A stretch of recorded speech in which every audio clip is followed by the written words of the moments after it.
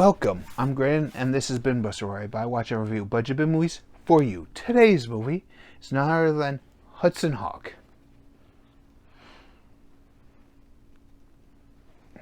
This movie is about thief extraordinaire Hudson Hawk, who has just been released after 10 years in prison. And all he wants is to go and have a nice cup of cappuccino. However, before he can savor his favorite beverage, the highly eccentric and wealthy Darwin Mayflower and his equally odd wife Minerva hope to rope Hawk into an ambitious series of heists. Soon as Hawk is stealing no less than major works by the artist Leonardo da Vinci, priceless pieces that the Mayflowers plan to use in exceedingly nefarious ways. Yes, that's a synopsis for Hudson Hawk. And as always in these videos, after the synopsis, I give you the good, the bad, and my thoughts and ratings on this movie. Here we go. The opening sequence of this movie was one that was pretty good. They had Leonardo da Vinci there working on his gold machine. I said gold machine because that's pretty much what this movie is about. About that machine? He takes this little ball type of thing with spikes on it and makes lead into gold. So he takes that apart, breaks it apart into three pieces so they could be put back together, and then hides them in three different works of art. So there's a horse statue in his sketchbook and in a little helicopter model. He hides them in there. Those will come into play here in a moment throughout this movie. We see him do this, and at the end of this we see, not only do we see the Mona Lisa not smiling, it was, "Why are you not smiling?" And the picture is everything but her face, but her mouth. And she smiles and her teeth are all jacked up. We know what type of movie this is going to be right soon there with that comedy spot. So then we transition into the flying machine, where we see the guy flying into the flying machine, and then they transition from that into a hawk landing into a prison yard. It was actually pretty cool. And here's where we meet Hudson Hawk, who's being released after 10 years of prison from being a cat burglar. And his parole officer is trying to blackmail him, trying to do this job. He doesn't want to. He wants to do it straight. So him and his buddy, who he now finds out is a legit businessman, goes to their bar and is sitting there trying to enjoy his cappuccino, gets shot out of his hand by a mobster. One of the Mario brothers. And I'm not making this up. It's one of the Mario brothers. That's their name. No, their names were not Mario, and Luigi, Mario. No. Although that would have been kind of funny. But they're the Mario brothers. They're mob bosses. They're the third biggest crime family in all of New York. We know really that the Mario brothers are really the biggest crime family in the entire Mushroom Kingdom. They steal all the coins. And they steal the princess. And that supposed evil Bowser has to protect them. We all know that's the true story of this. But anyways, they want him to do this job, and he says, "No, I'm sorry, I'm not going to do it." In here, Willis's charm is amazing. This is the point of his career, right along Moonlighting and Heathers, where he just came off of Die Hard 2 before this movie, so he's big up there in the box office. And lo and behold, this movie has a mixed bag of reviews, honestly. People say they hate it, people say they love it. There's a cult following with this movie. And I gotta say, it's not as bad as people say it is. It's not Oscar worthy, but it's not as bad as people say it is. I'll get to that here in a moment. But you don't see this in any of his current films anymore. He's like Nick Cage. He's like Liam Neeson. He plays the same role right now over and over and over and over again. That John McClane guy, because they say that this movie ruined Bruce Willis's career. I don't see it. I honestly don't see how this movie ruined his career. But anyways, what other type of movie with his personality and charm would you see a guy on a gurney rolling through what is that? Manhattan Bridge, or the Bridge of Manhattan. Oh, it escapes me, but rolling through a bridge, through a busy intersection on a gurney from a hospital, or being shipped to Rome in a box full of packing peanuts. You wouldn't see that from any other star. You see that from Bruce Willis. That's right. That's why Bruce Willis is so good.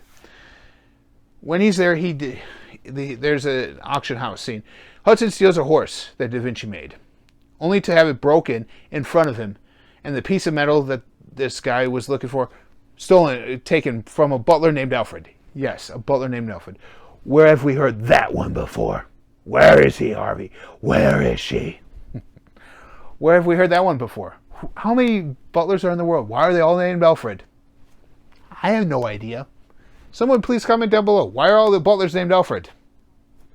But anyways, he steals that, and we find out that that little thing in the broken horse was in that horse, and they broke that horse. But then next day, what happened was that they took that horse and did a replica of it and said it was okay. It wasn't stolen. They apprehended the thieves, and it was all set there until the auction explodes because of that horse. And then this is where we see the Minervas dance out after they've made themselves known by bidding $10 billion for the horse. That's what Darwin does. Then his wife comes in and bids $10,000,001. $10,000,001,001. That's how crazy these people are. Just to let you know, those are crazy our villains are in here. And the henchmen of these villains are named after candy bars. There's a throwaway line when they're in Rome, and that Almond Joy, one of the villain henchmen, or henchwoman I should say, is saying there, it goes, it could be worse. It could be the year we were named after STDs. I was chlamydia. That was a throwaway line right there. I'm like, good thing you guys went with the candy bars. I mean, the little bits of humor in here are amazing. Like I said with Bruce Willis, like that throwaway line. Like the Vatican security guard with a thermos full of spaghetti. He's literally putting spaghetti from a thermos onto a plate. I've seen soup, I've seen drinks in thermoses. I've just never seen spaghetti before. So to me that was kind of funny. Along with the villains, like I said, villains' names being candy bars. Kit Kat, Almond Joy, Butterfinger, and Snickers. Yeah. Not only that, but the bad guys, the main villains, Darwin and Minerva, are so over the top. It's gloriously funny. It's so gloriously funny. Like he's showing, during his monologue, he's showing Hudson a slideshow, and there's pictures, compromising pictures of him and his wife in different things. He's like, I don't know who did this, but stupid cameras, stupid slideshows, and kind of like that. It was just hilarious. And Hudson, at the end of this movie, finally gets his cappuccino after it's been blown out of his head, and he used to drug him. He finally gets to enjoy his nice cup of cappuccino at the end of this movie. And I love how a gag like that, one little gag, could have been forgotten, but it circles throughout the entire movie and gets a payoff at the end. I actually enjoyed that. Like I said in here, my one bad is that this movie, the villains are a trope of themselves, meaning that they're not just because they're over the top, but in typical villain fashion, we get the monologue. You know, the villain says it, tells you exactly what their plans are. And then to the hero. They tell them to the hero, and then the hero somehow thwarts them at the end. Yeah, that's exactly here. How they want to collapse the world's economy by making lead into gold. They hold up a lead bar and a gold bar and say, hey, feel the weight difference. Gold's obviously a little heavier. So they want to turn the lead into gold. And they do that. That way the gold plummets. And they have all the real gold. Everyone's using the fake lead gold. Economy crashes. Everything happens. Hey, look, we're the villains. Economy and finances. Who would have thought that that's how these villains would have rolled? By using Da Vinci's machine to make lead into gold. Who would have thought? But anyways, my thoughts on this movie is, you want to see a good movie, want to have a good time watching a movie, get Hudson Hawk. Get it. I mean, this movie is rated R for language. That's about it. Yeah, there's some gory scenes in here where, like, the butler's head gets cut off, something like that. Guys get shot right in the head. Not much blood seen for stuff like that. But, I mean, the movie is funny of its own right. I mean, the way he fights one of the guys where it's going like this, like a Looney Tune, or how him and his partner, when they pull a heist, are singing songs, because throughout the movie they mention how much time a song takes, and you're like, why are they doing that? Because then you find out within the heists that they do that. So that's actually pretty fun for me, because I'm like, oh, I never knew that song was actually that long. But I give Hudson Hawk 3.5 stars. Like I said, it's not an Oscar winner. It's not Disturbed. Oh no, it's not Distorted. Sorry, Distorted. It's not Distorted. The only movie right now that's getting 1 star. This is getting 3.5 stars. It's Bruce Willis at his cheesy finest. So I say, if you guys have a chance to find Hudson Hawk at your local thrift stores, find it, buy it, and enjoy it. And as always, thanks for watching this video. Hit that subscribe button, hit that like button, hit the bell notification for more videos like this. And thank you for having us here hit 162. I'm amazed by how much subs I'm getting, or how much views these videos are getting. Thank you for all that. Once I hit 200, I plan on doing a giveaway.